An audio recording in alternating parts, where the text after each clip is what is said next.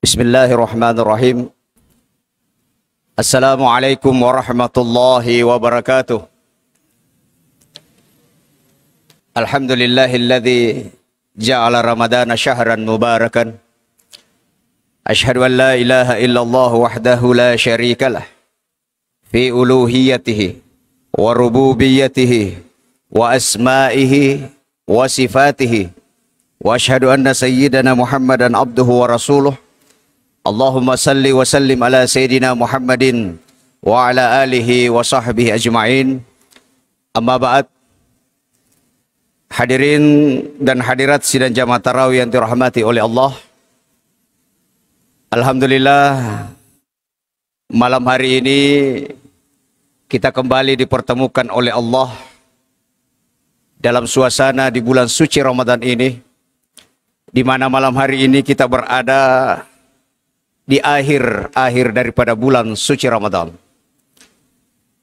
Separuh lebih perjalanan bulan suci Ramadan ini kita telah lalui bersama. Tentu saja malam ini kita bisa menjadikan evaluasi dan introspeksi bagi kita sendiri. Bagaimana perjalanan kurang lebih 25 hari sebelumnya. Apakah yang kita lakukan di bulan suci Ramadan ini sudah sesuai dengan apa yang kita harapkan? Kalau sudah sesuai, maka hal itu perlu dipertahankan setidaknya sampai berakhirnya bulan Ramadan. Tapi alangkah lebih baiknya jikalau itu terus dilakukan meskipun di luar bulan suci Ramadan. Atau sebaliknya, mungkin dalam perjalanan kurang lebih 25 Ramadan ini, apa yang kita harapkan belumlah tercapai. Karena itu kita masih ada kesempatan Bapak Ibu sekalian. Beberapa hari ke depannya kita masih berada di bulan suci Ramadan. Karena itu kita manfaatkan sisa bulan suci Ramadan ini untuk kemudian memenuhi target atau sekalian capaian yang kita harapkan. Kalau kita mau ibaratkan Bapak Ibu sekalian, hari ini ibaratnya kita memiliki bangunan rumah yang sampai hari ini prosesnya sudah mencapai angka 60-70%. 30% sisanya ini adalah hal yang sekira cukup utama. Kalau finishingnya berakhir dengan sesuatu yang baik, maka bangunan yang 30% itu akan menjadi utuh dan akan menjadi indah nampaknya. Tapi sebaliknya, kalau finishingnya yang sisanya ini kemudian tidak baik, maka bangunan kita pun akan itu kurang indah, bahkan tidak bisa untuk kita banggakan. Karena itu supaya bangunan kita bisa menjadi indah, maka kita lengkapi itu finishing dengan lengkapan yang baik. Hadirin dirahmati oleh Allah. Dari sekian banyak amalan yang kita lakukan di bulan suci Ramadan selain daripada ibadah puasa dan zakat sebagai sebuah kewajiban, ada satu amalan yang sering kali kita dengarkan dan sering kali kita lakukan, khususnya di akhir-akhir bulan suci Ramadan, yang mungkin kita sering katakan dengan nama iktikaf. Tentu ada yang bertanya, apa itu iktikaf? Merepe ipigau, merepe yang kelinga. Tapi apakah kita paham misalnya? Boleh jadi di antara kita masih ada yang belum paham betul. Iktikaf itu apa? Hadirin dirahmati oleh Allah. Secara pengertian, iktikaf ini dalam bahasa Arab, secara bahasa, iktikaf diartikan sebagai berdiam diri atau menetap di suatu tempat. Khairan kana au syarran. Apakah tempat itu baik atau buruk? Itu secara bahasa. Jadi kalau ada ibu sebentar malam, suami tak mungkin lambat pulang, entah dia berada di mana, yakinkan bahwa mungkin suami ibu itu sementara iktikaf. Namo si pulumi pada namu tanda komasige iktikaf motoasan. Kenapa? Karena mereka diam sejenak. Atau dia menetap pada satu tempat Apakah itu buruk atau baik? Itu itikaf dalam pengertian bahasa. Tapi bukan itikaf itu yang kita akan bahas. Itikaf yang kita akan bahas adalah itikaf dalam pengertian Islam atau itikaf dalam pengertian usul. Secara terminologi yang dimaksud dengan itikaf adalah al-muqstu fil masjidi bin niyati makhsusan. Menetap di dalam masjid dengan niat yang khusus. Itu yang dimaksud dengan itikaf. Menetap di masjid dengan niat yang khusus. Berapa lama kita harus menetap di dalam masjid? Dalam berbagai riwayat dan dalam berbagai dalil, ternyata setidaknya ada 4 tempat di mana kita bisa melakukan yang namanya itikaf. Meskipun itikaf ini Bapak Ibu sekalian, ini bisa dilakukan kapan saja. Tidak mesti harus di bulan suci Ramadan, tetapi lebih baiknya kalau ini dilakukan di bulan suci Ramadan. Ada 4 tempat di bulan suci Ramadan yang terkadang dilakukan oleh Rasulullah. Pertama, biasa dilakukan di 20 malam terakhir dari bulan Ramadan. Tentu itu tidak bisa lagi kita lakukan karena sudah lewat. Yang kedua, Rasulullah sering melakukan itu di 10 terakhir dari bulan suci Ramadan. Ya, kalau ada yang baru mulai malam ini juga belum bisa terjadi. Yang ketiga, itikaf itu bisa dilakukan dalam waktu 24 jam. Yang ini bisa kita lakukan. Dan kalau mau yang paling mudah, itikaf itu bisa dilakukan dengan durasi waktu sama lamanya kalau kita tumakninah. Atau ada riwayat yang mengatakan sama kalau kita membaca bacaan ketika kita ruku. Jadi begitu kita masuk masjid, kita niatkan itikaf. Begitu kita diam, lamanya itu sama kalau kita membaca bacaan ruku. Subhana rabbiyal azim wa bihamdihi, subhana rabbiyal azim wa bihamdihi, subhana rabbiyal azim wa bihamdihi. Selesai, keluar masjid. Itu sudah dapat pahala. Tapi sangat disayangkan Bapak Ibu sekalian, kalau hanya itu yang kita lakukan. Itulah sebabnya, dari pengertian itikaf tadi ini, maka kita bisa melihat bahwa syarat itikaf itu, atau dalam artian itikaf itu memiliki rukun yang harus dipenuhi. Kalau ini tidak terpenuhi, maka itikaf itu dianggap tidak sah. Apa itu? Yang pertama rukun itikaf adalah adanya niat. Dari pengertian tadi dikatakan, berdiam diri di masjid dengan niat yang khusus. Jadi rukun yang pertama adalah niat. Mengapa harus niat Bapak Ibu sekalian? Ulama usul mengatakan bahwa setiap ibadah yang kita lakukan, kalau tidak disertai dengan niat, maka ibadah itu dianggap sebagai sesuatu yang tidak sah. Atau ibadah itu dianggap sebagai sesuatu yang sia-sia. Selain itu Rasulullah juga dalam sebuah hadisnya sudah mengatakan kepada kita, innamal a'malu binniyat wa innamal likulli imri'in ma nawah. Setiap kali kita ingin melakukan sebuah pekerjaan, kata Nabi, atau setiap kali kita ingin melakukan suatu pekerjaan, kata Nabi, maka awalilah itu dengan yang namanya niat. Kenapa? Karena niat ternyata adalah salah satu hal yang akan menentukan hasil daripada perbuatan yang kita lakukan. Itulah niat. Itulah sebabnya Imam Al-Ghazali dalam sebuah kitabnya Mukasyafatul Qulub, di dalam kitab itu beliau mengangkat sebuah kisah yang terkait dengan persoalan niat. Di dalam kitab itu diceritakan ada seorang Bani Israel. Bani Israel ini dikenal sebagai orang yang ahli ibadah. Meskipun demikian dia dianggap dalam sebuah kampung ini sebagai salah seorang yang miskin. Suatu waktu di kampungnya Bani Israel ini ada sekelompok orang yang masuk yang ternyata mereka menyembah pohon. Karena Bani Israel ini adalah orang yang ahli ibadah, begitu dia mendengarkan ada orang masuk di kampung yang menyembah pohon, maka naik emosinya. Dia merasa ada yang ingin merusak dan mengotori kampung ini. Apa yang terjadi? Nale wase-wasena, lalu kemudian dia ingin mendatangi pohon dan dia ingin menebang pohon tersebut. Tapi belum sampai ke lokasi, tiba-tiba ada seorang laki-laki parubaya yang kemudian mencegahnya dan menghadangnya. Dalam riwayat ini disebutkan laki-laki ini ternyata adalah syaitan yang berubah wujud menjadi seorang laki-laki. Maka dihadanglah laki-laki Bani Israel ini. Nakutanannya maka dah kenroki melo. Nasa kalau tok bangir tuajur. Nasa aja natalo. Itu aja naganggu ko tuh. Akhirnya karena selalu dihalangi maka mereka bertengkar. Pertengkaran itu berakhir dengan perkelahian. Dan perkelahian itu berakhir dengan kemenangan Bani Israel. Dia mampu mengalahkan laki-laki yang berubah wujud. Seperti tadinya adalah setan. Dan dia berhasil untuk membantingnya. Tapi namanya setan, Pak. Dia tidak berhenti sampai di situ. Nah cabulu si pole.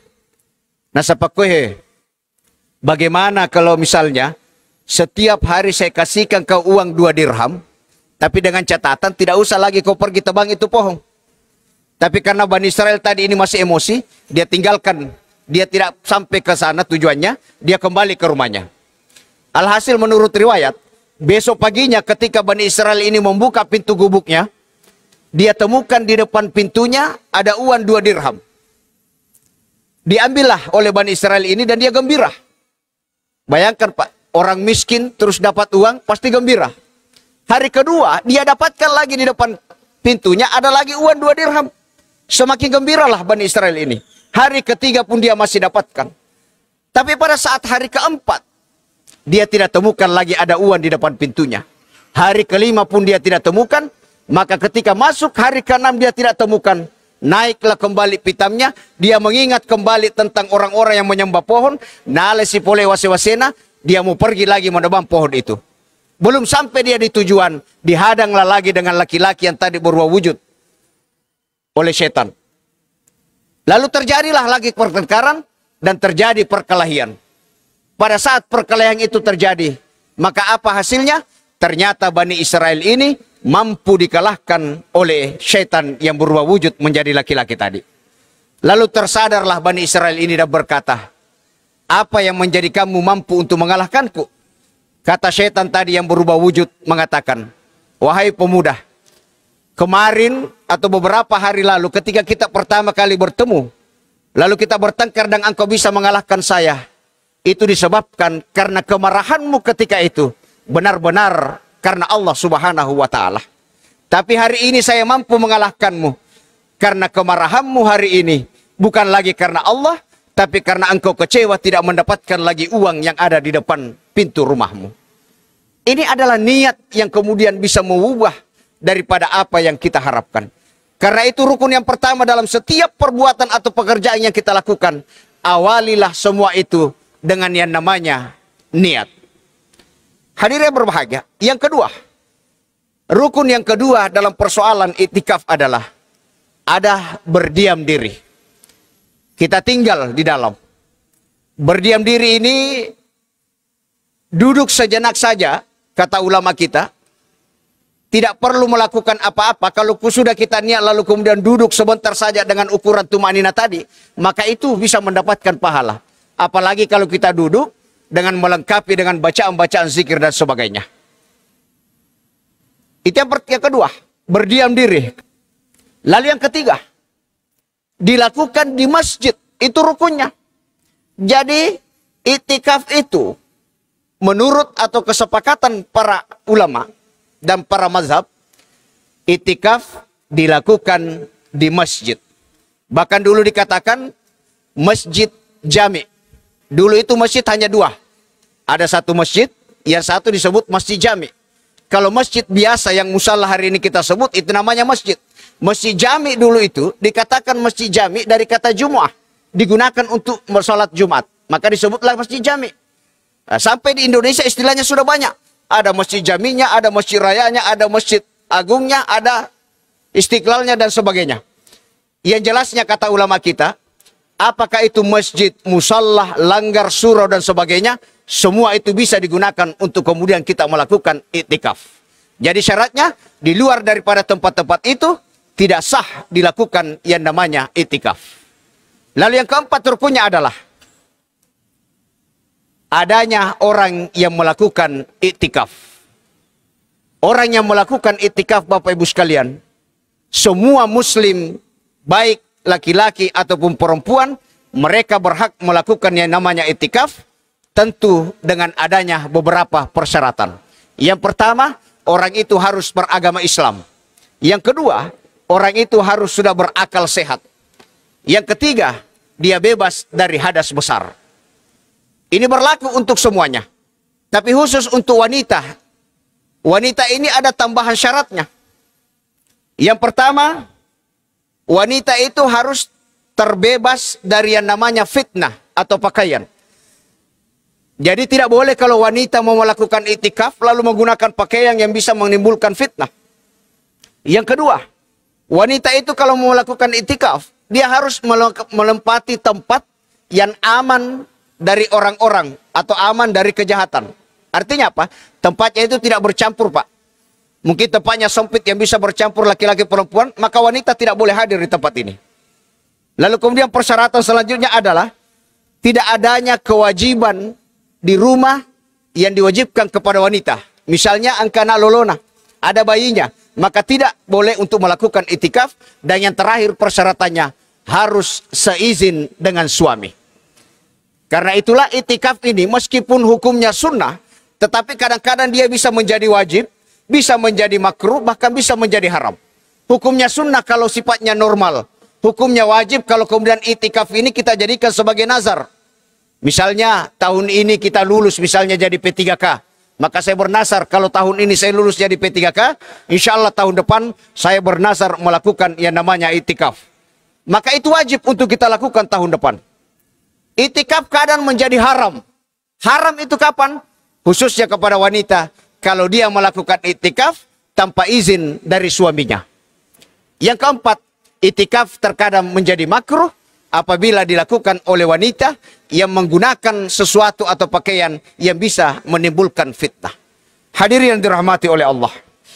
Inilah itikaf yang bisa kita pahami secara ringkas. Bahwa ternyata itikaf itu adalah sebuah upaya untuk mendekatkan diri kepada Allah dengan cara berdiam diri sejenak di dalam masjid dengan niat yang khusus kita minta kepada Allah Subhanahu wa taala. Jadi sesungguhnya Bapak Ibu sekalian, makna atau hikmah daripada itikaf adalah antara lain yang pertama, itikaf ini kita lakukan agar supaya hati kita lebih berkonsentrasi untuk beribadah kepada Allah Subhanahu wa taala. Kalau kita sudah berniat masuk ke masjid, berarti kita sudah berniat mau melakukan sesuatu ibadah kepada Allah. Maka di masjid ini tempatnya kita bisa khusyuk dibandingkan kita melakukan di luar. Yang kedua, hikmah daripada itikaf adalah dengan itikaf ini kita mudah untuk kemudian lebih berkonsentrasi berzikir kepada Allah Subhanahu wa taala. Tempat yang sekira mudah untuk kita lebih berkonsentrasi adalah melakukan itu semua di masjid.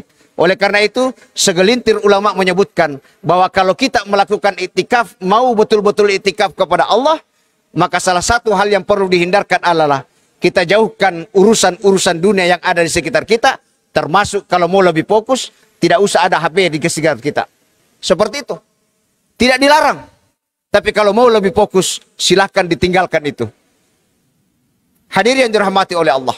Inilah hal-hal yang kami bisa berbagi bersama dengan kita semua terkait dengan persoalan itikaf. Bahwa itikaf ini adalah salah satu amalan yang sangat baik untuk kita lakukan. Karena Rasulullah SAW dalam hadisnya dikatakan, Rasulullah selalu melakukan itikaf itu paling tidak di 10 malam terakhir. Dan itu setiap kali datang Ramadan Rasulullah lakukan sampai kemudian beliau meninggalkannya ketika beliau telah meninggalkan dunia ini. Oleh karena itu, sisa Ramadan yang tinggal beberapa hari lagi ini bisa kita manfaatkan untuk kemudian kita lebih banyak beritikaf, lebih banyak untuk kemudian bertakarrub kepada Allah Subhanahu wa taala. Dengan demikian insyaallah segala amalan yang telah kita lakukan dalam bulan suci Ramadan ini menjadi amalan yang paripurna yang menjadikan kita keluar dari bulan suci Ramadan ini sebagai orang-orang yang dijanjikan oleh Allah, la'allakum tattaqun, orang-orang yang bertakwa insyaallah. Amin ya rabbal alamin. Terima kasih atas perhatian Bapak Ibu sekalian. Mohon maaf atas segala kekurangan. Wallahul muwaffiq ila aqwamit thariq wa ila Allahi turja'ul umur. Wassalamualaikum warahmatullahi wabarakatuh.